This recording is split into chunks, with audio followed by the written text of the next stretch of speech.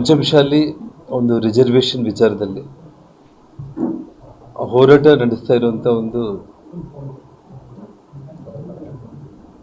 ವಿಚಾರದಲ್ಲಿ ಸರ್ಕಾರ ಒಂದು ವಿಚಕ್ಷಣಾರಹಿತವಾಗಿ ಲಾಠಿ ಚಾರ್ಜನ್ನು ಮಾಡೋದ್ರ ಮೂಲಕ, ಲಾಠಿ ಚಾರ್ಜ್ ಅಂತಂದರೆ ಅದು ಮಾಮೂಲು ಲಾಠಿ ಚಾರ್ಜ್ ಅಲ್ಲ, ಸೈಡಿಂದ ಯಾವ ರೀತಿ ಮನುಷ್ಯರನ್ನ ಹಿಂಸೆ ಮಾಡೋದಕ್ಕೆ ನಾವು ಬ್ರಿಟಿಷರ್ ಕಾಲದಲ್ಲಿ ಒಂದು ಲಾಠಿಗಳು ಬೋಟಿಂದ ಹೊಡಿತಾ ಇದ್ರು ಅಂತೇಳಿ ನಾವೇನು ಕೇಳ್ತಾ ಇದ್ದೀವೋ ಅದಕ್ಕಿಂತ ಇನ್ನೂ ಭಯಾನಕವಾಗಿ ಎಲ್ಲ ಟಿ ವಿ ಚಾನಲ್ಗಳಲ್ಲೂ ಕೂಡ ತಾವು ನೋಡ್ತಾ ಇರ್ಬೋದು.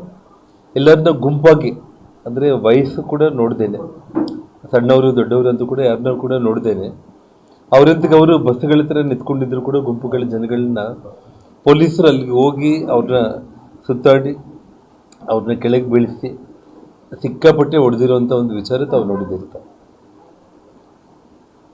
ಇಲ್ಲಿ ಇನ್ನೂ ಪ್ರಮುಖವಾಗಿ ಜಯಮೃತ್ಯುಂಜಯ ಸ್ವಾಮಿಗಳನ್ನು ಕೂಡ ಪೊಲೀಸರು ಬಂಧನದಲ್ಲಿ ಇಡುವಂಥ ಒಂದು ವಿಚಾರ ಆಗಿರ್ಬೋದು.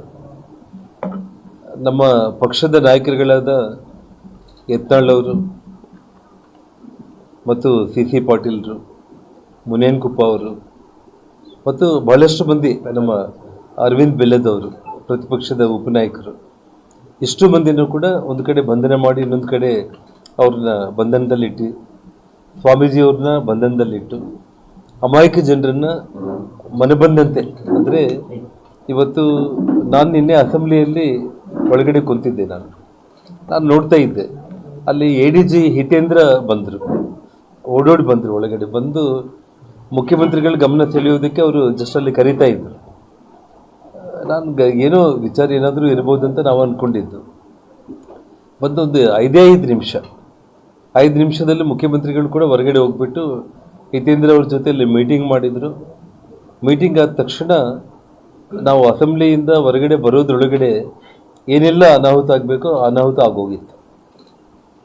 ಅಂದರೆ ಮುಖ್ಯಮಂತ್ರಿಗಳ ನಿರ್ದೇಶನದ ಮೇರೆಗೆ ADG ಇವತ್ತು ಏನು ಹಿತೇಂದ್ರ ಇದ್ದಾನೆ, ಒಬ್ಬ ಸ್ಯಾಡಿಸ್ಟ್ ರೀತಿಯಲ್ಲಿ ಪೊಲೀಸರಿಗೆ ಅವರು ಹುಕುಮನ್ನು ಜಾರಿ ಮಾಡೋದ್ರ ಮೂಲಕ ಬ್ರಿಟಿಷ್ ಕಾಲದಲ್ಲಿ ಆಗಿರುವಂಥ ಒಂದು ಘಟನೆಗಳನ್ನು ಮರುಕಳಿಸುವಂಥ ರೀತಿಯಲ್ಲಿ ಶಾಂತಿಯುತವಾಗಿ ಇವತ್ತೇನು ಪಂಚಮಶಾಲಿಗಳು ಒಂದು ಹೋರಾಟ ಮಾಡ್ತಾ ಇದ್ರು, ಆ ಹೋರಾಟವನ್ನು ಹತ್ತಿಕ್ಕುವಂಥ ಒಂದು ಕೆಟ್ಟ ಕೆಲಸಕ್ಕೆ ಇವತ್ತು ಸರ್ಕಾರ ಕೈ ಹಾಕಿರುವಂಥ ಒಂದು ವಿಚಾರ.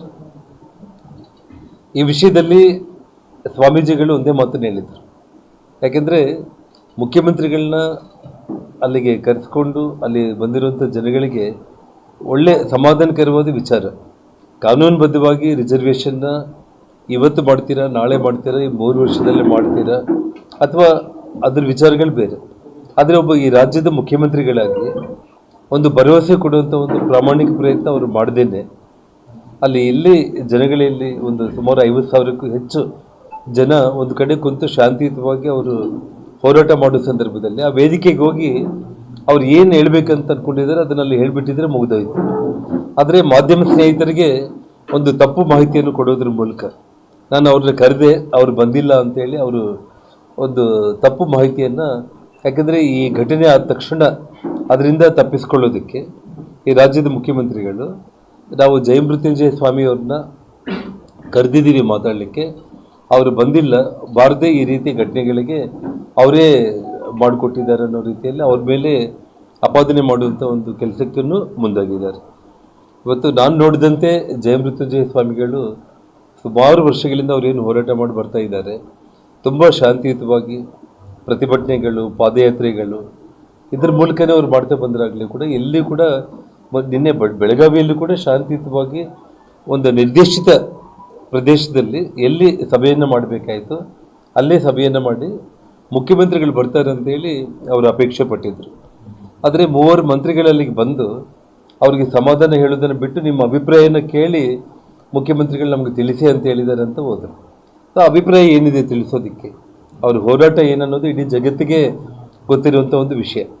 ಹಾಗಿದ್ದಾಗ ಸಾಕ್ಷಾತ್ ಮುಖ್ಯಮಂತ್ರಿಗಳು ಅಲ್ಲಿಗೆ ಹೋಗಿ ಒಂದು 5 ನಿಮಿಷ ಅವ್ರು ಏನು ಮನಸ್ಸಿಗೆ ಬರುತ್ತೇನೋ ಅದನ್ನು ಅವ್ರು ಹೇಳಿ ಒಂದು ಸಮಾಧಾನ ಮಾಡಿ, ಇನ್ನೂ 3.5 ವರ್ಷ ನಮ್ಮ ಸರ್ಕಾರ ಇದೆ, ನಾವೇನಾದರೂ ಏನೋ ಒಂದು ಅವ್ರಿಗೆ ತೋಚಿದ್ದನ್ನು ಆ ಹೋರಾಟಗಾರರಿಗೆ ಅಲ್ಲಿ ಹೇಳೋದನ್ನು ಬಿಟ್ಟು ಇವತ್ತು ಅವರು ಮುಖ್ಯಮಂತ್ರಿಗಳು ನಾನಾಗಿ ಕರೆದ್ರೂ ಬಂದಿಲ್ಲ ಅನ್ನೋ ಆಪಾದನೆ ಮಾಡೋದ್ರ ಜೊತೆಗೆ ಮುಖ್ಯಮಂತ್ರಿಗಳನ್ನ ಭೇಟಿಯಾಗೋದಕ್ಕೆ ಜಯಮೃತ್ಯುಂಜಯ ಸ್ವಾಮೀಜಿ ಅವರ ಪ್ರಮುಖರ ಜೊತೆಯಲ್ಲಿ ವಿಧಾನಸೌಧಕ್ಕೆ ಬರುವಂಥ ಸಂದರ್ಭದಲ್ಲಿ ಯಾವುದೋ ಒಂದು ನೆಪ ಇಟ್ಟು ಅವರು ನ್ಯಾಷನಲ್ ಹೈವೇ ದಿಗ್ಬಂಧನ ಮಾಡಲಿಕ್ಕೆ ಪ್ರಯತ್ನ ಮಾಡ್ತಾಯಿದ್ರು. ಅದಕ್ಕೆ ನಾವು ಈ ಒಂದು ಕ್ರಮ ಕೈಗೊಳ್ಳಬೇಕಾಯಿತು ಅನ್ನೋಂಥ ಒಂದು ವಿಚಾರದಲ್ಲಿ ಇನ್ನು ಮುಂದೆ ಅವರು ಈ ಹೋರಾಟದಲ್ಲಿ ಮುಂದಕ್ಕೆ ಬರಬಾರ್ದು, ಭಯಭೀತರಾಗಬೇಕು. ಅಂದರೆ ನಾವು ಪ್ರಾಣನೇ ಕಳ್ಕೊಬೇಕಾಯಿತು, ಆದರೆ ಬದುಕಿದ್ದೇ ನಮ್ಮದು ದೊಡ್ಡ ವಿಚಾರ ಅನ್ನೋಂಥ ಒಂದು ಭಯ ಹುಟ್ಟಿಸೋವಂಥ ಒಂದು ಕೆಲಸಕ್ಕೆ ಇವತ್ತು ಕೈ ಹಾಕಿ ಸುಮಾರು 50ಕ್ಕೂ ಹೆಚ್ಚು ಜನರು ಕೈ ಮುರಿದು, ಕಾಲು ಮುರಿದು, ತಲೆಗಳಿಗೆ ಹೊಲೆಗಳೆಲ್ಲ ಬಿದ್ದು ರಕ್ತ ಬರುವಂಥ ಒಂದು ವಾತಾವರಣ ತಾವೆಲ್ಲ ಕೂಡ ನೋಡಿದ್ದೀರಲ್ಲ. ಇದು ತುಂಬ ಖಂಡನೀಯವಾದ ವಿಚಾರ. ಈ ವಿಚಾರದಲ್ಲಿ ರಾಜ್ಯದ ಮುಖ್ಯಮಂತ್ರಿ ಸಿದ್ದರಾಮಯ್ಯನವರು ಇವತ್ತು ಇಡೀ ಪಂಚಮಶಾಲಿ ಜನಾಂಗಕ್ಕೆ ಮಾತ್ರ ಅಲ್ಲ, ಇಡೀ ಕರ್ನಾಟಕ ಜನರಿಗೆ ಅವರು ಕ್ಷಮೆಯನ್ನು ಕೇಳುವಂಥ ಒಂದು ಪ್ರಾಮಾಣಿಕ ಕೆಲಸವನ್ನು ಮಾಡಿ ಮುಂದೆ ಮತ್ತೆ, ಯಾಕೆಂದರೆ ಈ ಹೋರಾಟ ಇನ್ನೂ ದೊಡ್ಡ ಹಂತದಲ್ಲಿ ಹೋಗೋ ಲಕ್ಷಣಗಳು ಕಾಣಿಸ್ತಾ ಇದೆ. ಇದಕ್ಕೆ ಮುಖ್ಯಮಂತ್ರಿಗಳು ತಿಲಾಂಜಲಿಯನ್ನು ಅವರು ಆಡಬೇಕಾಗಿದೆ. ಅಂದರೆ ಅದನ್ನು ಫುಲ್ ಸ್ಟಾಪ್ ಇಡಬೇಕು. ಅವರು ಇದೇ ರೀತಿ ಅವರು ಜನಗಳನ್ನ ರೊಚ್ಚಿಗೆಬ್ಬಿಸಬೇಕು ಅನ್ನೋಂಥ ಒಂದು ಕೆಟ್ಟ ಯೋಚನೆಗಳು ಅವರಲ್ಲಿ ಇದ್ದರೆ ಇದು ತುಂಬ ತಪ್ಪಾಗುತ್ತೆ. ಹಾಗಾಗಿ ಅವರು ಕ್ಷಮೆಯನ್ನು ಯಾಚಿಸಿ ಪಂಚಮಶಾಲಿ ಜಯಮೃತ್ಯುಂಜಯ ಸ್ವಾಮಿಗಳ ಹತ್ರ ಖುದ್ದಾಗಿ ಅವರೇ ವೈಯಕ್ತಿಕವಾಗಿ ಹೋಗಿ ಭೇಟಿ ಮಾಡಿ ಆಗಿರೋ ಘಟನೆಗಳಿಗೆ ಸ್ವಾಂತನ ಹೇಳೋದ್ರ ಮೂಲಕ ಇನ್ನು ಮುಂದೆ ಈ ರೀತಿ ಮರುಕಳಿಸೋಲ್ಲ ಅನ್ನೋಂಥ ಭರವಸೆಯನ್ನು ಕೊಡಬೇಕು ಅಂತೇಳಿ ನಾನು ತಮ್ಮ ಮೂಲಕ ಆಗ್ರಹ ವ್ಯಕ್ತಪಡಿಸ್ತೇನೆ.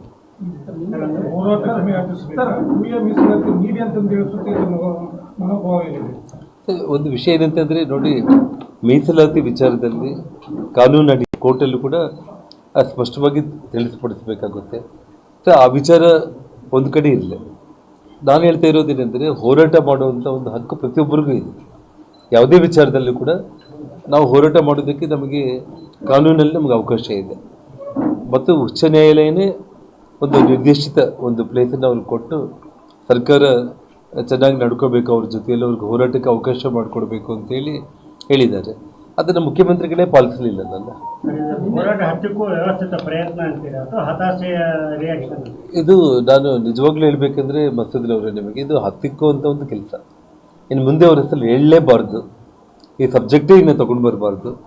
ಆ ಹಂತಕ್ಕೆ ನಾವು ಅವ್ರು ನಿನ್ನೆ ಹೊಡೆದಿದ್ದ ರೀತಿ ನೋಡಿದರೆ ನಿಮಗೆ ಇವಾಗ ಬ್ಯಾರಿಕೇಡ್ಸ್ ಹತ್ರ ಬಂದು ಯಾರಾದರೂ ಮುನ್ನುಗ್ತಾ ಇದ್ದಾರೆ, ಅಲ್ಲಿ ಲಾಠಿ ಚಾರ್ಜ್ ಮಾಡಿದ್ದೀವಿ ಅಂದರೆ ಅರ್ಥ ಇದೆ. ನಿನ್ನೆ ತಾವು ನೋಡಿರ್ಬೋದು, ಸುಮಾರು ಬಸ್ಗಳಲ್ಲಿ ಹೋಗಿ ಜನ ಬಸ್ಸಲ್ಲಿ ಕೂತವ್ರನ್ನ ಕೆಳಗಡೆ ಎಳೆದಾಡಿ ಹೊಡೆದಿರುವಂಥದ್ದಾಗಿರ್ಬೋದು.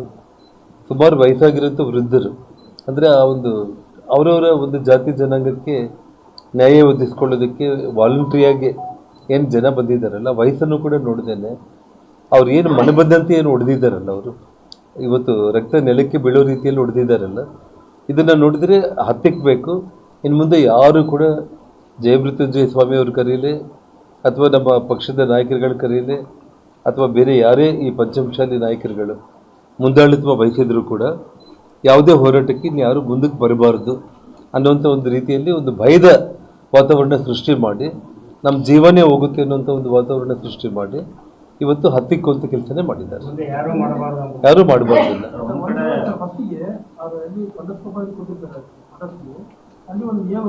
ಹೌದು, ಅದಾದ್ಮೇಲೆ ಸ್ವಾಮೀಜಿಗಳೇ ಪ್ರವೋಕ್ ಮಾಡ್ತಾರೆ, ಒಟ್ಟಿಗೆ ಹಾಕೊಂಡು ಹೋಗೋಣ ಬನ್ನಿ ಅಂತ ಬರ್ತಾರೆ. ಅಲ್ಲಿ ಶುರುವಾಯಿತು ಮಾಲಾರ್ಪಣೆ ಮಾಡ್ಬೇಕಂತ ಹೇಳ್ತಾರೆ ಸ್ವಾಮೀಜಿ. ವಿಷಯ ನೋಡಿ, ಚೆನ್ನಮ್ಮ ಅದು ಸಹಜವಾಗಿ ಪಂಚಮಶಾಲಿಗಳಿಗೆ ವೀರರಾಣಿ ಚೆನ್ನಮ್ಮನ ಪುತ್ಥಳಿಗೆ ಮಾಲೆ ಹಾಕೋದಾಗಿರ್ಬೋದು, ಅಥವಾ ಅವರು ಮುಖ್ಯಮಂತ್ರಿಗಳನ್ನ ಭೇಟಿ ಮಾಡಲಿಕ್ಕೆ ಸ್ವಾಮೀಜಿ ಅವ್ರು ಬಂದ್ರಾಗಲಿ ಅವರು ಗುತ್ತಿಗೆಗೆ ಕರೆ ಕೊಟ್ಟು ಫಸ್ಟ್ ನಿಯೋಗ ಬಂದು ಹೇಳೋದ್ಮೇಲೆ ನೀವು ಹೇಳಿದ್ರೆ ನಾವು ಸ್ಯಾಟಿಸ್ಫೈಡ್ ಆಗಿಲ್ಲ, ಈಗ ಹೇಳ್ಬೇಕಾದ್ರೆ ಸಿಎಂ ಏನು ಹೇಳ್ತಾರೆ, ಸಿಎಂ ಬರಲ್ಲ ಅಂತ ಹೇಳಿದ್ದಕ್ಕೆ ಸ್ವಾಮೀಜಿ ಒಂದು ಕರೆ ಕೊಡ್ತಾರೆ, ಹೋಗಿ ಎಲ್ಲರೂ ಸೇರಿ ನಾವು ವಿಧಾನಸೌಧ ಸುವರ್ಣಸೌಧ ಮುತ್ತಿಗೆ ಹಾಕೋಣ ಅವಾಗ ಆಯ್ತು ಅಂತ ಹೇಳ್ತಾರೆ. ಇಲ್ಲ, ವಿಷಯ ನಾನು ಹೇಳ್ತಾ ಇರೋದು ಮುಖ್ಯಮಂತ್ರಿಗಳನ್ನ ಮೀಟ್ ಮಾಡಲಿಕ್ಕೆ ನಿನ್ನೆ ಸ್ವಾಮೀಜಿಯವರು ಮಾತಾಡಿರೋ ವಿಡಿಯೋಗಳೆಲ್ಲ ಕೂಡ ನಾನು ಬೆಳಿಗ್ಗೆಯಿಂದ ನಾನು ನೋಡ್ತಾ ಇದ್ದೀನಿ. ನಿಮ್ಮ ಹತ್ರ ಮಾತಾಡೋ ಮುಂಚೆ ಅವರು ಕ್ಲಿಯರಾಗಿ ಮುಖ್ಯಮಂತ್ರಿಗಳನ್ನು ಭೇಟಿ ಮಾಡೋದಕ್ಕೆ ಅಂತೇಳಿ ನಿಯೋಗವನ್ನು ಕರ್ಕೊಂಡು ಹೋಗೋಣ, ಅವರು ಬರಲಿಲ್ಲ ನಾವೇ ಹೋಗೋಣ ಅಂತೇಳಿ ಅವ್ರು ಬಂದಿದ್ದಾರೆ. ಇಮಿಡಿಯೇಟ್ಲಿ ಬ್ಯಾರಿಕೇಡ್ಗಳನ್ನ ತಳ್ಳುವ ಕೆಲಸಗಳೆಲ್ಲ ಸ್ಟಾರ್ಟ್ ಆಗುತ್ತೆ ಸರ್, ಸ್ವಾಮೀಜಿಗಳು ಹೇಳಿದ್ದಾರೆ. ನಾನು ಹೇಳ್ತಾ ಇರೋದೇನೆಂದ್ರೆ ಬ್ಯಾರಿಕೇಡ್ಗಳನ್ನ ಹಾಕೋ ಅವಶ್ಯಕತೆ ಏನಿತ್ತಂತ ನಾನು ಒಂದು ವೇಳೆ ಇವಾಗ ವಿಧಾನಸೌಧ ಏನಾದ್ರು ಇಲ್ಲ ಬೇಡ. ಒಂದು ವಿಷಯ ಅಟ್ಲೀಸ್ಟ್ ಒಂದು ಮಾತನ್ನು ಹೇಳ್ತೀನಿ ಬ್ರದರ್, ನಾನು ಇವಾಗ ಅಲ್ಲಿಗಾದ್ರೂ ಕೂಡ ಮುಖ್ಯಮಂತ್ರಿಗಳು ವಿಧಾನಸೌಧದ ಮುಂಭಾಗದಲ್ಲೇ ಅಲ್ಲಿಗೆ ಅವ್ರು ಬಂದ್ಬಿಟ್ಟು ಒಂದು ಸಣ್ಣ ಸ್ಟೇಜ್ ಏನಾದರೂ ಆಗಿಬಿಟ್ಟು ಬೈಕ್ ತಗೊಂಡ್ಬಿಟ್ಟು ಅವ್ರನ್ನ ಅಲ್ಲಿ ಸಮಾಧಾನ ಪಡಿಸ್ಬೋದಾಗಿತ್ತು. 1 hour ಬರ್ತಾರೆ ಮುಖ್ಯಮಂತ್ರಿಗಳು, ವೇಟ್ ಮಾಡಿ ಅಂತ ಹೇಳ್ಬೋದಾಗಿತ್ತು. ಜನ ವೇಟ್ ಮಾಡ್ತಾ ಇದ್ರು. ಇವತ್ತು ಸರ್ಕಾರ ಅಂದರೆ ರಾಜ್ಯದ ಮುಖ್ಯಮಂತ್ರಿ ಅಂತಲೇ ಭಾವಿಸ್ತಾರೆ. ಅವರು ಬಾಯಿಂದ ಏನು ಬರುತ್ತೆ ಅದನ್ನು ಕೇಳೋದಕ್ಕೆ ಪ್ರಯತ್ನ ಮಾಡ್ತಾರೆ. ಸೊ ಆ ಪ್ರಯತ್ನ ಅವ್ರು ಮಾಡ್ಬೋದಾಗಿತ್ತಲ್ಲ. ಬ್ಯಾರಿಕೇಡ್ಸ್ ಹತ್ರನೇ ಮೈಕಲ್ಲಿ ಅನೌನ್ಸ್ ಮಾಡಿಬಿಟ್ಟು 1 ಗಂಟೆ ತಡ ಆದರೂ ಕೂಡ ಅಸೆಂಬ್ಲಿ ನಡೀತಾ ಇದೆ.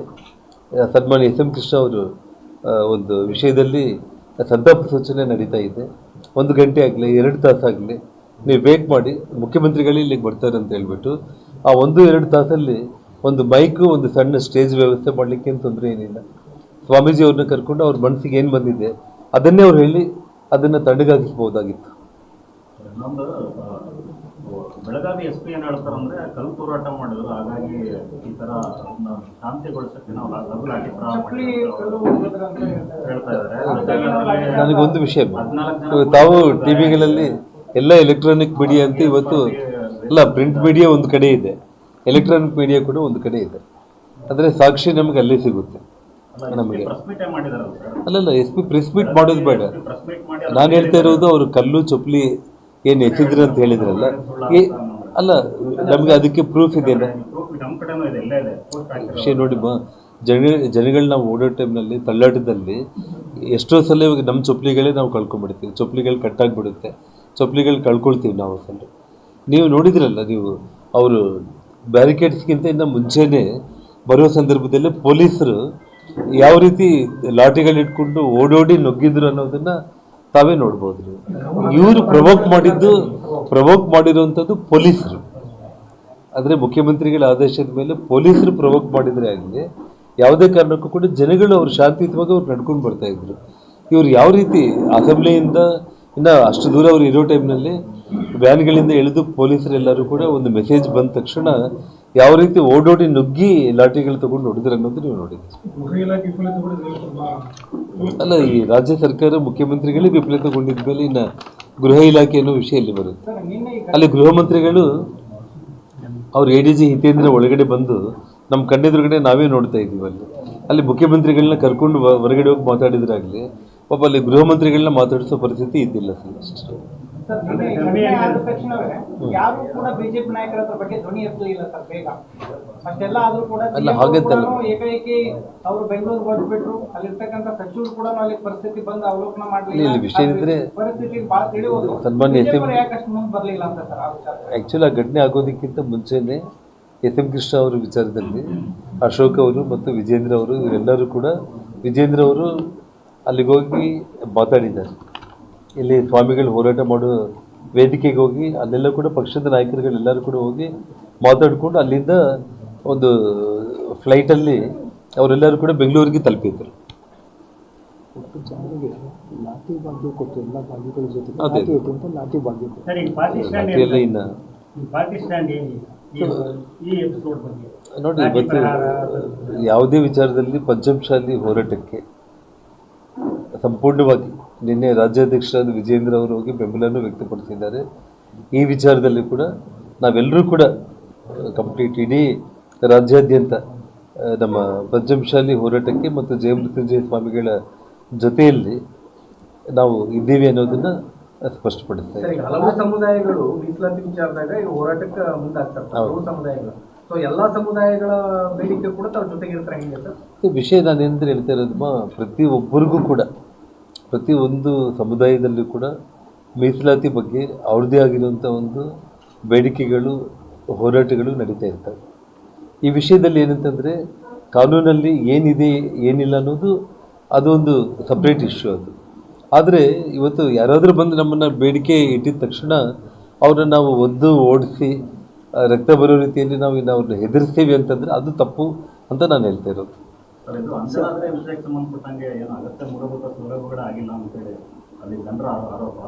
ನಾನು ಆ್ಯಕ್ಚುಲಿ ಇವಾಗ ನಾನು ಇದಾದಮೇಲೆ ಅದನ್ನೇ ತಾವು ಪ್ರಶ್ನೆ ಕೇಳಿದ್ದೀರಿ, ಅದನ್ನು ಹೇಳ್ತೀನಿ. ನಾನು ನಾವು ಇಲ್ಲಿ ನಮ್ಮ ಬಳ್ಳಾರಿ ಪತ್ರಕರ್ತರು ಕೂಡ ಕೆಲವೊಬ್ಬರು ಚಾನೆಲ್ಸ್ ಎಲ್ಲ ಕೂಡ ಮೊನ್ನೆ ಬಂದಿದ್ದರು. ನಾನು ಹನುಮಾಲೆ ಧರಿಸಿದಾಗ ಕಳೆದ 2 ವರ್ಷಗಳಿಂದ ಕೂಡ ತುಂಬ ಅದ್ಭುತವಾಗಿ ಎಲ್ಲ ಸೌಲಭ್ಯಗಳನ್ನ ಕೂಡ ಮಾಡ್ತಾ ಇದ್ದಾರೆ. ಹೆಚ್ಚು ಕಡಿಮೆ ನಿಮಗೆ 1500 ಪೊಲೀಸರನ್ನ ನಿಯೋಜನೆ ಮಾಡಿದ್ದಾರೆ.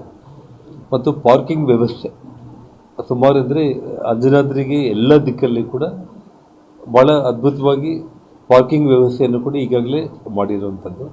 ಮತ್ತು ಪಾರ್ಕಿಂಗ್ ವ್ಯವಸ್ಥೆಯಿಂದ ಏನು ಮಾಡಿದ್ದಾರೆ, ಅಲ್ಲಿ ವಯಸ್ಸಾದವರಿಗೆ ದೇವಸ್ಥಾನಕ್ಕೆ ಬಂದು ಮೆಟ್ಲೆ ಇರೋದಕ್ಕೆ ಕಷ್ಟ ಆಗಿರೋ ಕಾರಣ ತಪ್ಪಲಲ್ಲೇ ಅಲ್ಲಿ ಆಂಜನೇಯ ಸ್ವಾಮಿ ಮೂರ್ತಿಗೆ ಪೂಜೆ